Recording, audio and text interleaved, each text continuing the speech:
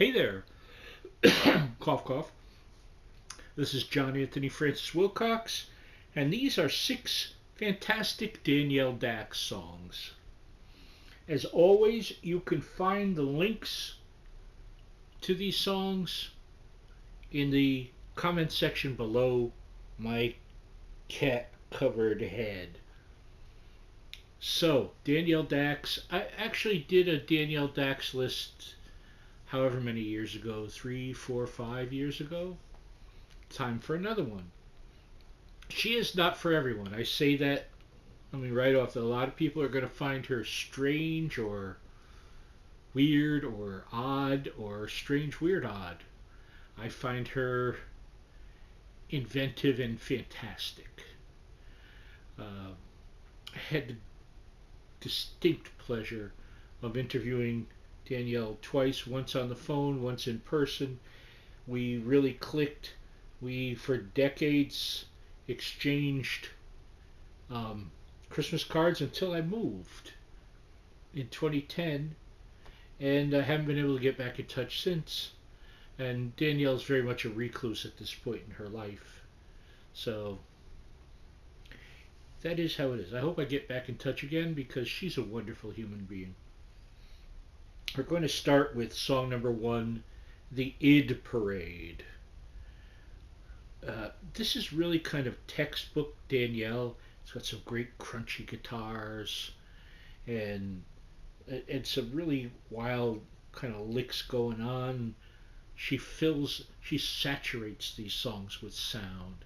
She's got a great voice, a little higher register, very mellifluous when she wants to be. Um, that's the way. Is it? Is it pushing and a shoving in the Id Parade?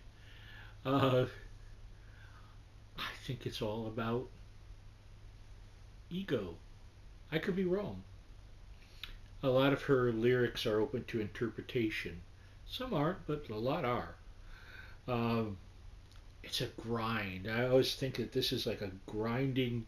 I picture someone angrily dancing on the dance floor, almost like the twist, but like angrier and gothier. I guess I'll say. Let's use that word. It is song number one, the Id Parade. Song number two is Big Hollow Man. He's a big hollow man with a fistful of sham. Uh, Very unusual song. Again, I love the guitar in it because you go from this kind of like weedy Fender Strat kind of sounding guitar to such saturated, long, almost like Robert Fripp kind of lines. I can really see the connection there. She's very much, I would say, a distant cousin of like King Crimson-y stuff and things like that. Um, it's hard. It's hard to put Danielle in a basket, which is a good thing because her stuff sounds like her stuff. There you go. You know what I mean? It's very, let's call it Daxian. Uh, it's just a big sounding. I love how the crashes are timed to certain words. You can see she was very on her game sonically. So that is song number two, Big Hollow Man. Song number three is When I Was Young, which is sort of like a ballad, but it has like a twisted element. It's almost like someone singing you a lovely song while an out of tune carnival ride goes on behind you. When you listen, you'll know what I mean. There's a lot. It's a very interesting soundscape that she has put behind her voice, but it has this lovely la la la la la la la, almost like a lullaby sing along thing, fitting in with the theme of when I was young, sort of looking back from present day. But I think within the song, she's looking back, you're still getting the present day, if you understand what I'm saying. It is song number three, When I Was Young. Song number 4 is Bayou.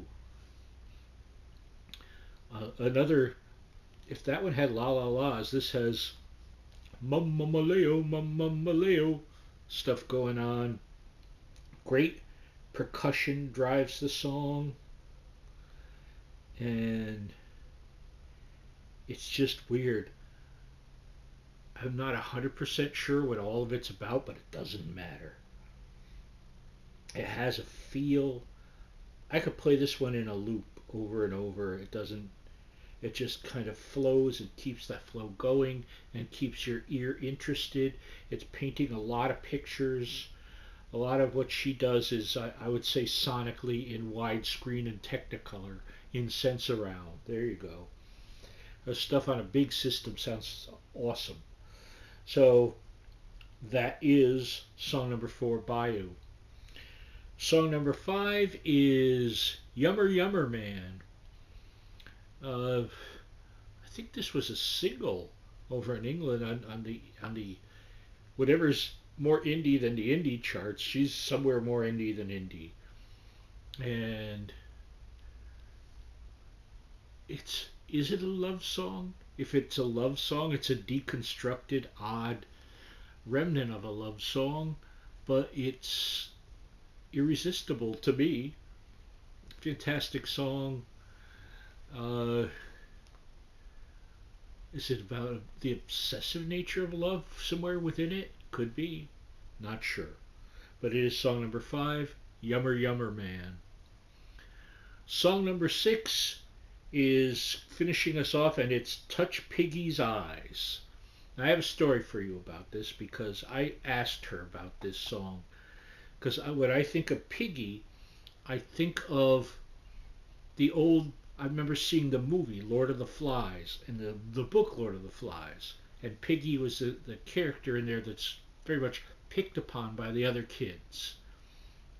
Now, I asked her about that, and she said it is an element, but the other element is she was the daughter of a butcher, and gruesomely enough, I always thought this was like a kind of an Addams Family moment. Her dad used to give her cow eyes and pig eyes and sheep eyes to play with. Ugh. And she said that she found that with one of them, or maybe all of them, if you poked it with a stick, black goo would ooze out of the eyeball, which was like kind of gross, you know what I'm saying? Very, I don't know, gory, not gory, just gross. Gross is the word. But she found it to be fodder for a song. So I guess in a way, you've got a little bit of the childhood, you've got a little bit of the allegory, uh, tying that to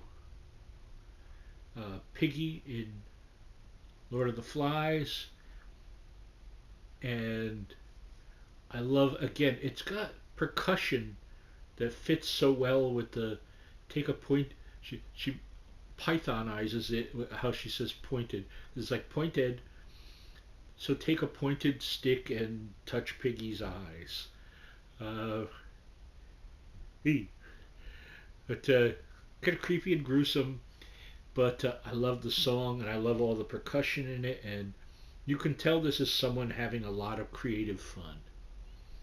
And it concludes far too soon our journey through 6 fantastic Danielle Dax songs. That was song number 6, Touch Piggy's Eyes. Give them a chance. I know it's not going to be for everyone. I don't apologize because we all listen to different stuff. But for those of you looking for something different, I have put a pin on your roadmap, and it's right at this destination. You have found home. I love you all, and I will see you next time. Miss you, Danielle.